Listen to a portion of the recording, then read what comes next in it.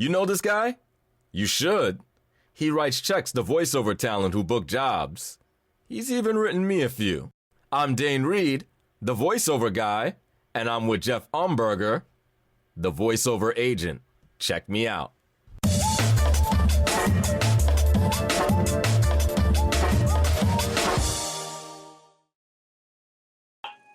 So if you've ever done voiceover work before in the Southeast, especially in the city of Atlanta, you know this gentleman right here. He is voiceover agent Jeff Umberger. And Jeff, I just want to thank you for doing my blog today and ask you a couple questions about everything voiceover. Yeah. So why? Why are you a voiceover agent? Look, most great thing, it's not great that I'm a voiceover agent. Well, it is for me, but it's not great for the world that I'm a voiceover agent. But most fun things happen by accident, and I was working for an agency, and the first opening for sort of directing within the agency was in the voiceover department. You know, auditions were held a lot at agencies, even just a few years ago, and they needed, the agents really couldn't leave the desk, and so I was there to help wrangle the auditions and direct them if there was anything in need. And I got my first taste of voiceover. I was an actor as a background, but not a great reader out loud. So I wasn't good at it, but so it kind of freed me up to not be, in my heart, competitive for it either. I just had a good ear for what really worked.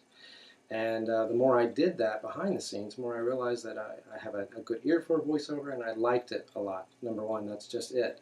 And then, one thing leads to another at agencies, and I eventually was handed the voiceover department at the agency, and then later formed my own agency after a series of events. So your background is in some acting. Yeah.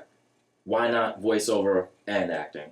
My agent at the time, she said, I've seen you on stage, I've seen you on film, you're really good. She said, but you suck at voiceover. And she was very right. I liked her truthfulness.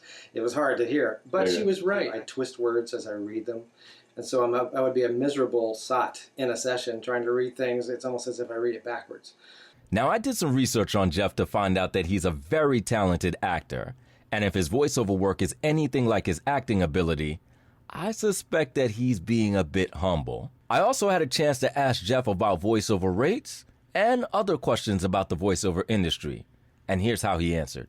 There's probably more money on this end, too. Yeah, there's no better in my chair. Right. Now, actually, our voiceover people are actually doing really well with rates and stuff. We get our 10%.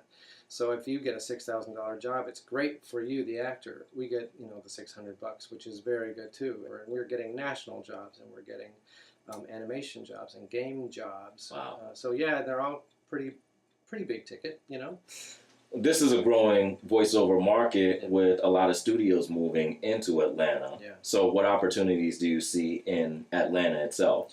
Well, there is one big factor is that the eyes of the world are coming on Atlanta as far as recognizing our actors, finally, as being competitive and good and reliable, responsible, and very effective. So, number one, they think, okay, the actors there are good. The studios that are moving here are getting all this ADR work on films, and they're getting more animation work from here because they have the big facilities. I know there's audiobooks.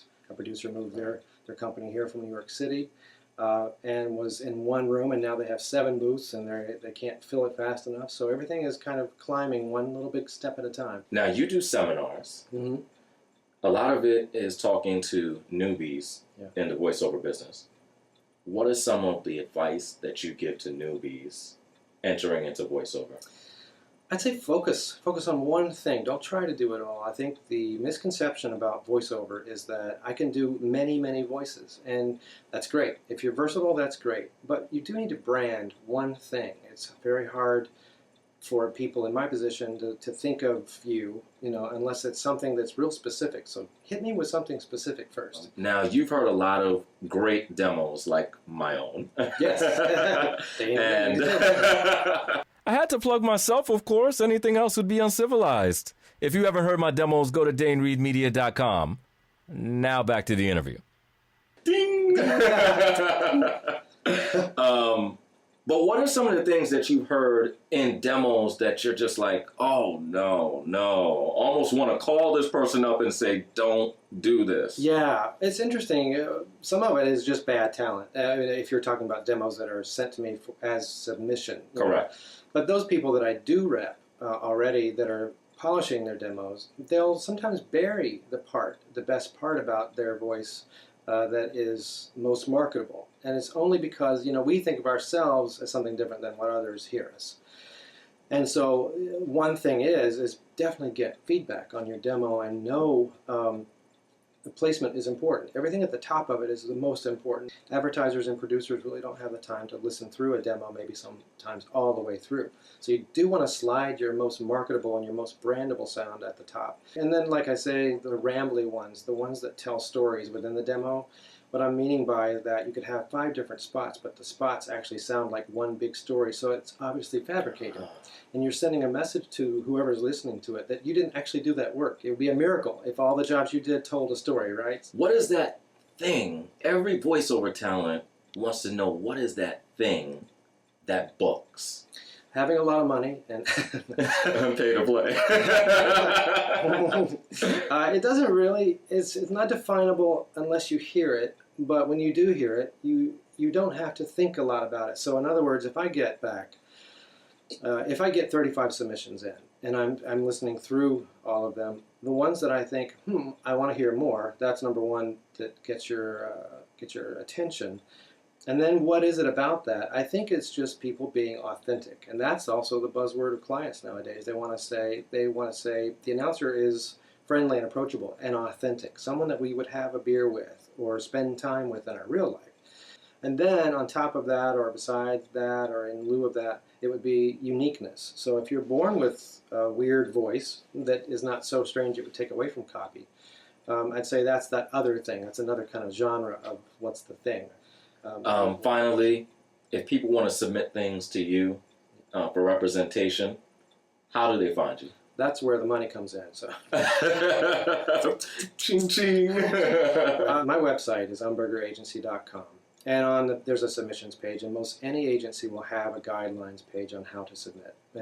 So for me, it's MP3. Email it to me. Let me know where you live, if you're a union or non-union, and just some of the basics. But on Facebook, it is a great way for me to find out what you're doing, what you're, if you post your videos of your work there.